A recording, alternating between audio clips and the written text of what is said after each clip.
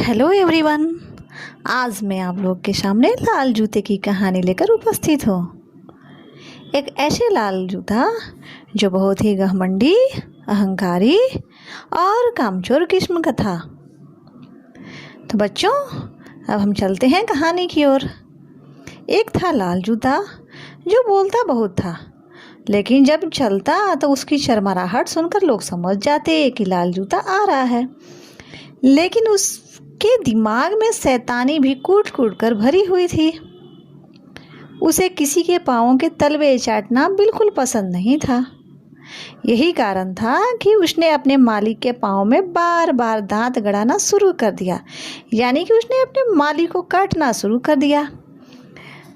तो बच्चों, आपने देखा होगा कि जब हम लोग कुछ नए जूते लेते हैं तो शुरू में जूते क्या करते हैं, काटते हैं हमें। उसी तरह से ये जूता भी है, अपने मालिक के पाँव को बार बार दांत गड़ाना शुरू कर दिया। तब मालिक बेचारे ने क्या किया, तंग आकर लाल जूते को अपने कबाड़ खाने में फेंक दिया।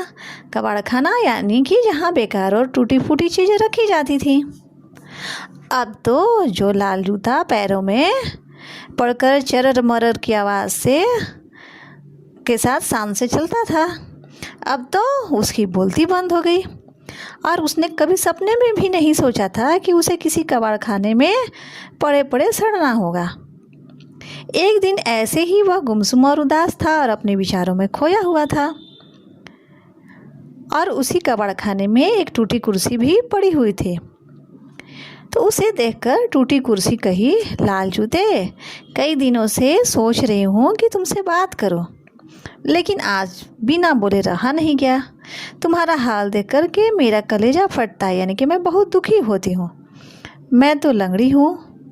चूँकि वह कुर्सी टूटी थी इसलिए कह रही है कि मैं तो लंगड़ी हूँ और किसी काम के लायक नहीं रह गई हूँ, लेकिन तुम तो देखने में बहुत ही अच्छे भले हट्टे कट्टे और सुंदर हो, तो तुम यहाँ कैसे आ गए? अब टूटी कुर्सी की ढांढस भरी बातें सुनकर लाल जूता बोला, दादी, तुमने तो जिंदगी भर दूसरों की सेवा की, सबको आराम पहुंचाया, लेकिन जब तुम्हारे पैर टूट गए तो तुम्हें यहाँ लाकर फेंक दिया गया। जब मतलबी लोगों की सेवा करने का यही इनाम मिलने वाला है, यानी कि अंत में कितना भी सेवा कर लो, लेकिन जब आप बेकार हो जाओगे तो लोग यहाँ कबाड़ खाने में फेंक देते हैं। इसीलिए मैंने अकल से काम लिया और पहले ही बेकार चीज़ों में नाम लिखा कर यहाँ चलाया। वह कहने लगा, मैं खानदानी जूता हूँ। मेरे बाप दादे राजाओं और नवाबों के यहाँ बड़ी इज्जत पा चुके हैं। मेरी तो किस्मत ख़राब है जो मामूली किस्म के लोगों के पल्ले पड़ गया। अब जूते की यह बात सुनकर टूटी कुर्सी अवाक रह गई और उसका मुंह देखने लगी। वह मुंह क्यों देखने लगी कि उसे समझ में आ गया कि यह जो है जूता कैसा है, चालाक और घमंडी है और साथ ही साथ कामचोर भी है। अब उसने जूते से कहा, तुम यहाँ नहीं रह सकोगे, 2-4 दिन में ही तुम्हारा दम घुटने लगेगा। तो लाल जूता क्या बोलता है, जो होगा देखा जाएगा। रोज़ की भाग दौड़ और कठिन परिश्रम, हड्डी तोड़ मेहनत, यानी कि कठिन परिश्रम करने से जान तो बचेगी और मुझे इसी में संतोष है। फिर एक दिन क्या हुआ बच्चों, इसी तरह से कई सप्ताह बीत गए। एक दिन एक चूहिया वहाँ आई। उस समय लाल जूता गहरी नींद में सो रहा था। चूहिया ने डरते डरते उसे झकझोर कर जगाया। तो लाल जूता उस पर गुस्से से बरस उठा, कहने लगा कि तुमने मुझे क्यों जगाया? चूहिया बोली गिड़गिड़ा कर, भैया माफ़ कर दो, मैंने तुम्हारी नींद खराब कर दी। बात यह है कि एक मोटी काली बिल्ली हाथ धोकर मेरे पीछे पड़ी है और कुछ दिनों के लिए तुम अपनी छत्र छाया में मुझे रख लो तो मैं तुम्हारा उपकार कभी नहीं भूलूंगी। लेकिन बच्चों, लाल जूता तो था घमंडी।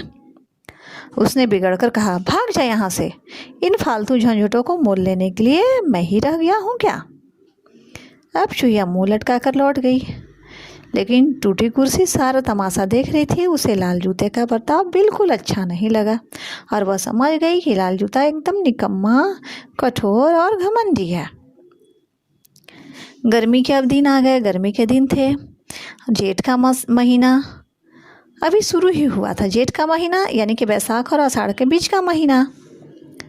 एक दिन जो घर की मालकिन थी उसने अपने कमरे की खिड़की से देखा कि एक खुमचे वाला सड़क पर नंगे पांव चला जा रहा था। अब चिलचिलाती धूप में उसको सड़क पर चलने में बहुत तकलीफ हो रही थी। यह देखकर मालकिन को उस पर दया आ गई और उसने अपने नौकर को भेजकर उसे बुलवा लिया। जब खुमचे वाला आया तो उसके पसीने से पूरे शरीर क्या थे, लथपथ थे।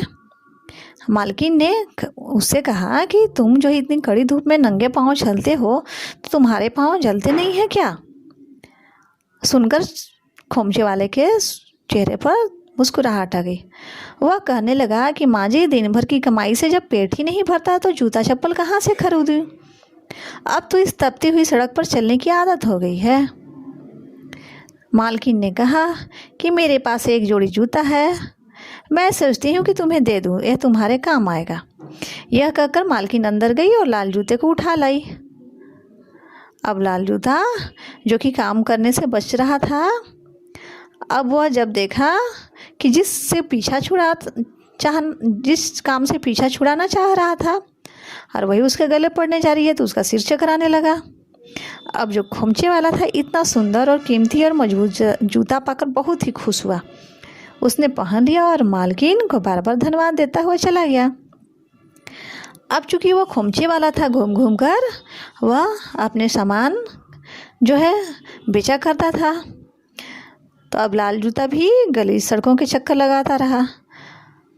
कई बार उसने खुमचे वाले के पाँव को काट खाने की भी कोशिश की, लेकिन खुमचे वाले का पाँव कैसा था, बहुत ही कड़ा था, सख्त था, इसलिए वह उसके पाँव को काट नहीं पाया। शाम को जब खुमचे वाला फल बेचकर अपने घर लौटा तो लाल जूता अधमरा हो चुका था, यानी कि बहुत थक गया था। और उसके नए मालिक ने उसे क्या किया, फूस के छप्पर पर टांग दिया। सारी रात लाल जूते को नींद नहीं आई। काफ़ी दिनों से उसके बदन में पॉलिश की मालिश भी नहीं हुई थी। अचानक किसी की आवाज़ ने उसको चौंका दिया। उसने जब देखा तो देखा कि फूस का छप्पर था। बड़ी बड़ी आंखों से उसके घूर करके उसकी ओर देख करके खिलखिलाकर हंस रहा है। अब फूस के छप्पर ने मुंह बनाकर कहा, सो जाओ लाल जूते, नए घर में नींद नहीं आ रही है क्या? कहो तो लोरियां सुला दो। अब लाल जूते को फूस के छप्पर का यह मजाक बहुत ही बुरा लगा। वह गुस्से में अपनी त्योरियां चढ़ा करके बोला, मैं जागूं या सोऊं, तुम्हें इससे क्या मतलब, अपना काम करो। फूस के छप्पर ने कहा कि मैं तो 24 घंटे अपने काम में लगा रहता हूँ, निकम्मे तो तुम हो जिसे काम करने के नाम पर बुखार चढ़ाता, यानी कि तुम काम करना ही नहीं चाहते हो। तुम्हारी किस्मत अच्छी है कि तुम जैसे कामचोर घमंडी को अब तक किसी ने रास्ते पर उठाकर नहीं फेंका। अब लाल जूता गुस्से में हो गया, कहने लगा कि ओ सड़े गले फूस के छप्पर, मैं कूड़ा करकट नहीं हूँ जिसे सड़क पर फेंक दिया जाएगा। अब इस पर फूस का छप्पर जोर से हंस पड़ा और कहा, जो किसी के काम ना आए उसे कोई कूड़ा करकट नहीं तो क्या हीरा मोती कहेगा? तो अब मुझे को ही देखो, इस घर ने मुझे अपने सर पर इसलिए उठा रखा है कि मैं इसमें रहने वालों के गर्मी, ठंडक और बरसात से बचाने के लिए खुद कष्ट झेलता हूँ। तो बच्चों, आपने देखा होगा कि फूस का जो छप्पर होता है वह जिनके घर फूस के छप्पर से ढके होते हैं तो उनको तो वह क्या करता है, गर्मी से भी बचाता है, ठंड से भी बचाता है, बरसात से भी बचाता है। तो वही यहाँ कह रहा है कि मुझे सभी लोग प्यार करते हैं और अपनी ज़िंदगी अगर दूसरों के काम ना आए तो वह बेकार है। अब फूस की छप्पर ने उसकी आंखें खोल दी थी लाल जूते की। अब उसे अपनी गलती समझ में आ गई और वह अपने पिछले कारनामों पर मन ही मन पछताने भी लगा। सवेरा हुआ, खुमचे वाला लाल जूते को पहनकर चलने के लिए तैयार हुआ तो फूस का छप्पर उसे देखकर मुस्कुराया, लेकिन अब तो लाल जूता बिल्कुल बदल चुका था। उस दिन के बाद जब तक लाल जूते में चलने फिरने की ताकत रही, उसने अपने मालिक की खूब सेवा की और खुमचे वाले ने उसे बेकार समझकर कभी भी सड़क पर नहीं फेंका। और जब जूता बिल्कुल बेकार हो गया तो खुमचे वाले उसे सड़क पर फेंक दिया, जहाँ पर एक मोची उसे उठाकर ले गया। मोची ने अपनी दुकान पर ले जाकर लाल जूते के सही सलामत भागों को काट कर रख लिया और उनसे कई पुराने जूतों की मरम्मत की। टुकड़े टुकड़े हो जाने पर भी लाल जूता दूसरे जूतों को यही सीख देता रहा जो उसे काफ़ी देर से मिली थी। तो बच्चों, इस कहानी से हमें क्या सीख मिलती है? इस कहानी से हमें यही सीख मिलती है कि हमें कभी भी कामचोर, घमंडी और कठोर नहीं होना चाहिए, बल्कि हमें मन लगाकर काम करना चाहिए। ठीक है।